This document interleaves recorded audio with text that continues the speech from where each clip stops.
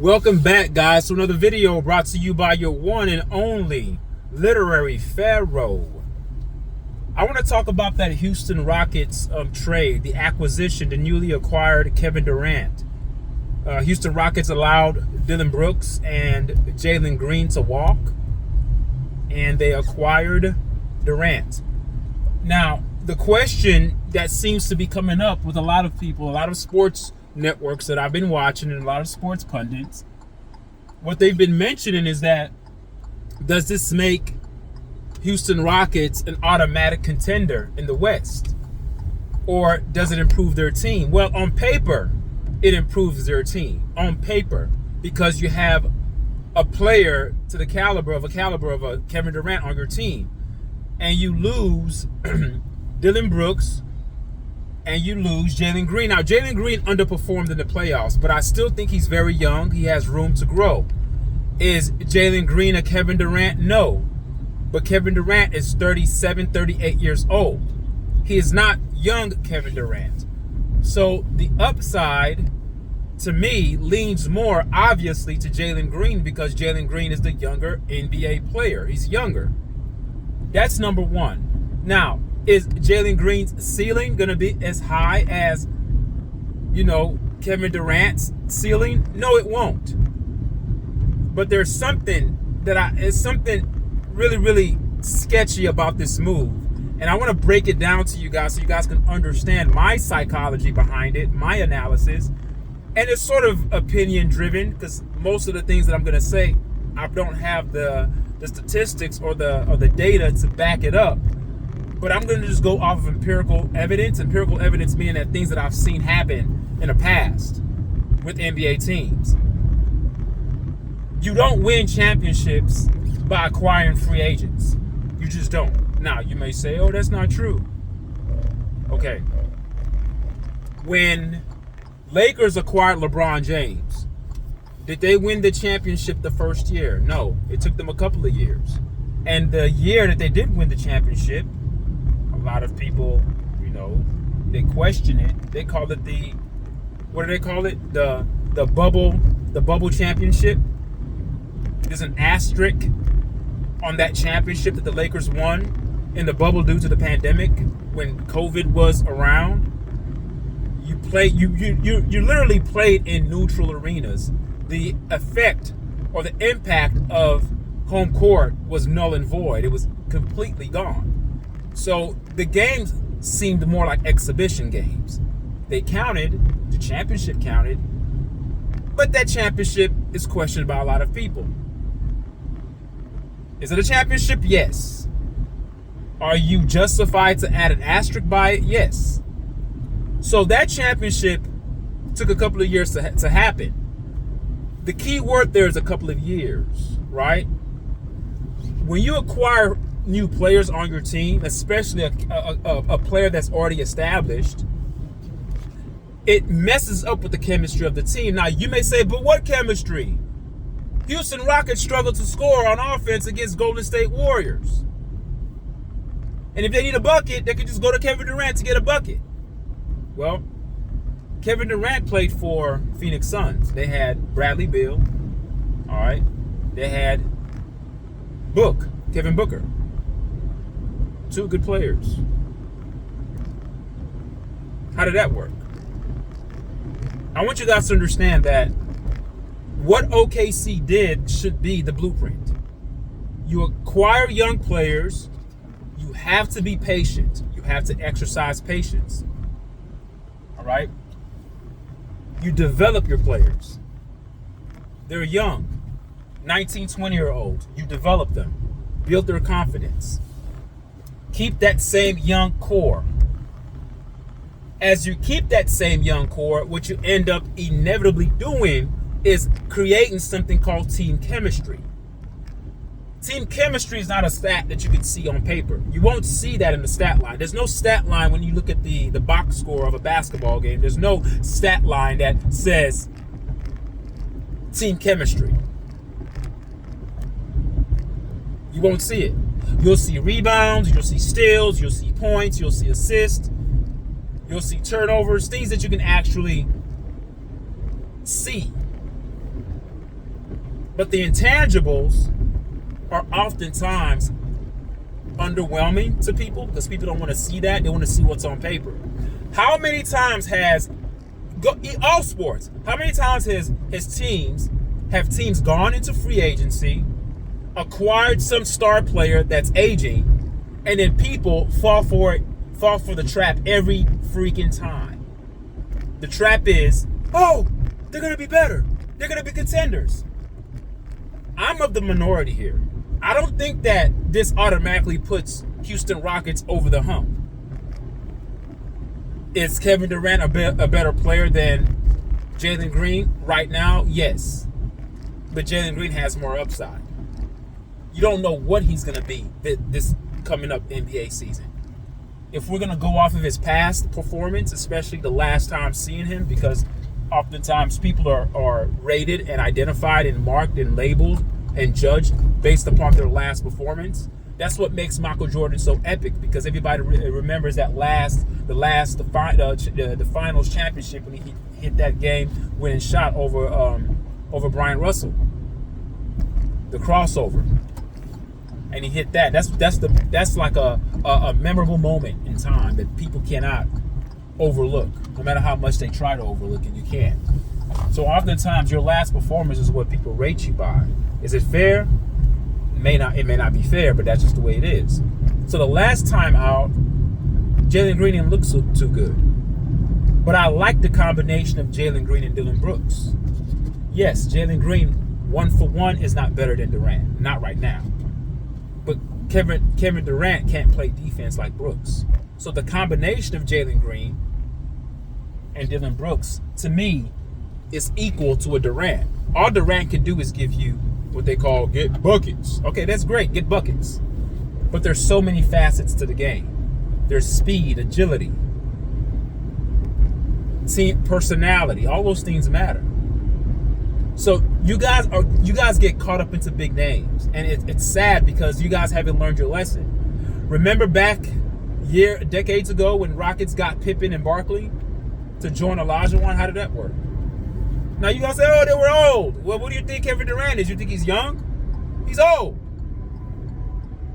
It's a young man's game, guys. But you keep trying to tell you guys that. The speed of the game is not gone. Are the days where you're going to pound the ball into the post and run half-court offense. Teams are flying down the court in the modern NBA. You have to have youth, length, athleticism. You can't have old guys on your team. Look at the teams that went far in the playoffs this year.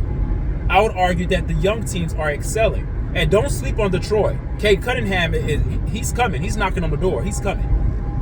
Don't sleep on Detroit Pistons either. Don't sleep on Banchero for Orlando. It's a young man's game.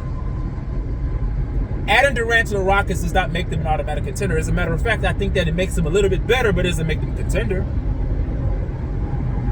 I think you keep your youth. Me, I would not have traded Jalen Green. But I know that the business of the NBA, it's a business. So you're going to end up inevitably putting more butts in the seats because you have a player of the caliber like a Kevin Durant that's added to your roster. So more people are going to come to the games to see what he can do. Can he score? Yes. Is he as agile as he used to be? No. Is he highly more fragile? Yes, he is. Is he going to be able to even finish a season? Let's not forget his injury history here. He's once had an Achilles tear. When he gets injured, he's out for longer periods of time, and that's not his fault. That's just called father time. It's undefeated. When you are a younger athlete, you bounce back from your injuries much faster than you would if you would be if you were older. Let's talk about LeBron James, since everybody thinks he's the greatest player of all time. Not everybody, but most people of this generation may think that. Can he still score? Yeah, his numbers are still good, but it's not the same. All stats are not the same. LeBron James in year 21-22 can average 25-plus points a game, but the impact of those points that he's scoring are not the same. The assist numbers, the impact of the assist numbers are not the same. It's when you are getting them. What made LeBron so great is that during crunch time, he was able to actually slow the game down and control the pace of the game single-handedly. Not because he was running up and down the floor, because of his basketball IQ. He was able to pick defenses apart with pristine, pinpoint bounce passes, lobs, backdoor cuts, no-look passes. He was able to do that because of this, but also because he had the youth and the athleticism combined with the intellect. But see, when the athleticism begins to wane, your intellect can help you and sustain you for so long till the game starts to catch up with you, then you become neutralized. Right now, in how many years that LeBron has played, and if you count all the years that Kevin Durant has played, players like that will always give you good numbers. It's not about the stats. It's the impact of the stat. It's when those points are scored. It's when those blocks are made. Kevin Durant is long. We understand that. And when he was younger, I would say he was a good defender. I wouldn't say great defender, but I would say a good defender. He defended well. I remember when he was with OKC, and even his first couple of years with Golden State, he was able to help. His help defense was remarkable. Blocking shots from the backside, coming to help his fellow teammates who have been beaten off the dribble. He can rotate off of his man and affect shots. That's what made Golden State so dangerous. It wasn't so much of their scoring; their defense was actually top notch. You have Draymond Green on your team too. They had length, athleticism. They had good defenders. So adding a Kevin Durant to the Houston Rockets team doesn't automatically put them over the hump. See, you guys are living in nostalgia. You guys are thinking that you're giving the Kevin Durant of 10 years ago. You're not getting that Kevin Durant. It's a youth movement, guys. Don't drink the Kool-Aid and get drunk off of this shit of, oh my God, Kevin Durant's here and all of a sudden we're going to be contenders. You're not going to be contenders. The West is still heavy. The West is still the hardest gauntlet to go through. And I think that on paper, Rockets look better because of the name. But in terms of chemistry, athleticism, and their speed, they've lost that. To me, who they really need to get rid of is Fred VanVleet. He's just not a good shooter. Statistics, the stats say, yeah, he's a good leader. He's a good locker room guy, but he needs to be brought. He needs to be traded or moved down to the bench. He doesn't even need to get playing time. I would elect to play Holiday and Amen Thompson much more than Fred VanVleet, or find a young point guard. There are a bunch of them that have speed. I don't need you to be a scorer. Just have speed and have youth. When you have that on your side, you tend to be a good team. The skill sets will come. Working, the developmental program that these NBA teams have will work these players to the point where they will develop. But the question is, are these coaches and our fans and our GMs going to have the patience? It takes patience, guys. You thought that OKC built a championship team overnight. You think Indiana did? And I call Indiana a championship team because they were Eastern Conference Finals champions. They weren't NBA champions, but they won the East. So to me, they deserve credit for that. But look at the age group. Look at the age average of Indiana. Look at the age average of New York. Look at the age average of OKC. Adding a 38-year-old to your team and thinking that all of a sudden this puts us over the hump is dumb. Now, what would have been sweet, of course this would not have happened, is to get Kevin Durant and lose nothing and have Kevin Durant come off the bench as your sniper. That's a better team. You have a bona fide bucket getter coming off the bench as your sixth man. That's what they should have done. I like Eason. I love Eason. I love the combination of Eason and Amen Thompson. They call them the Terror Twins because defense is what is going to help you. Look at the defensive rating of OKC this year. You think they won because of their offense? They won because of their defense.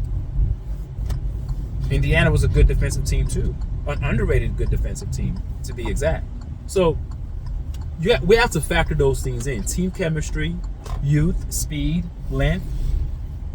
I don't care about Kevin Durant anymore. Like, those days are gone. The Kevin Durant era, the Curry era, the LeBron James era, that shit's washed.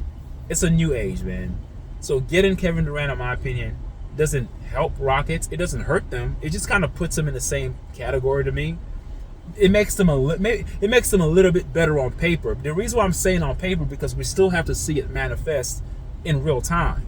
I'm not the kind of person that goes off of names. Oh, the dog Kevin Durant, all of a sudden they're good. You're assuming that Kevin Durant's going to play a full season healthy.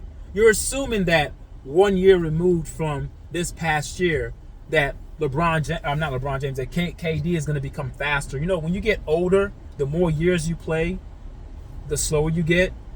Father Time starts to catch up with you. So I want you guys to keep that in mind. So that's just my take on it, guys. I don't think that this idea that people are jumping to the conclusion that Houston Rockets are now a formidable, challenger for the championship in the West because of one player being added and you subtracted two players. I would argue and say your defense is probably going to suffer a little bit with KD because he's slower. I think so. We know Ime Udoka doesn't play on defense. He loves the defense. And if you miss a defensive assignment, you will be sitting next to him. So we'll see how everything goes. We'll see how the year plays out. I mean, I like it. I'm not mad that they got Kevin Durant. I just want people to pump the brakes a bit, thinking that this puts them over the hump. It really doesn't. You just have an older, aging, legendary player on your team that's not the same player that he was. Yeah, he gets buckets for you. But if he's your go-to player, you have a problem. If you have a 38-year-old as your number one option, you have a problem. And the reason what makes the modern teams great, before I get off this video, is that in any given night, you don't know who's going to kill you. But consistently, we know that SGA will give you most of the points. But even if you clamp him down, somebody else can burst for 30, 35. You understand what I'm saying? So Sengun, to me, can't be your number one either. So the reason why I say that, because he's not that efficient of a scorer. He's not a volume scorer. He could get everybody involved. He could facilitate. He's a good player. He's a good number two on a team. Right now in Kevin Durant's career, he's a number three. So who's the number one for the Rockets? They had no number one, which is why they're in the same position that they were last year. Because last year, Jalen Green was supposed to be their de facto number one. He just underperformed. But you can't replace Jalen Green. You can't replace Jalen Green with the KD and think that, okay, that's an even exchange. You cannot allow a 38-year-old to be your number one. He's going to wear down during the year. At his age, at Kevin Durant's age, he needs to kind of step back a bit and be the second, third option. When you're young, you could be the first option. You see how Jalen Green flies down the court? The guy's he seems like he's jumping on a pogo stick. He's 6'4", but he plays much bigger than that. His upside, I wouldn't be surprised if he goes to Phoenix, wherever he goes, and starts to excel. And people are going to be like, oh my God, we had him at one point. We were dumb enough to let him go for a 38-year-old. See, the potential, it's a risk, right? You roll the dice. Do I take a chance on an aging veteran? Or do I still put belief in this young guy, continue to develop him and put confidence in him, and hopefully he becomes the player that we expect him to be, being a second. I think he was the second overall pick of his draft. I don't know if he was 1 or 2. I think he was 2. I think Cade Cunningham was number 1. And I think he was 2. All right. So I'm going to leave it there. Thank you guys for listening, and give a comment. Leave a comment at the bottom. Tell me what you guys think. Am I too far off by thinking that it doesn't make the Rockets better? On paper, they're better, but it doesn't necessarily mean they're gonna, like, they were number 2 in the West. Does this make them number 1 in the West this year? I don't know. All right, thank you guys. Leave a comment. Tell me what you guys think. Peace.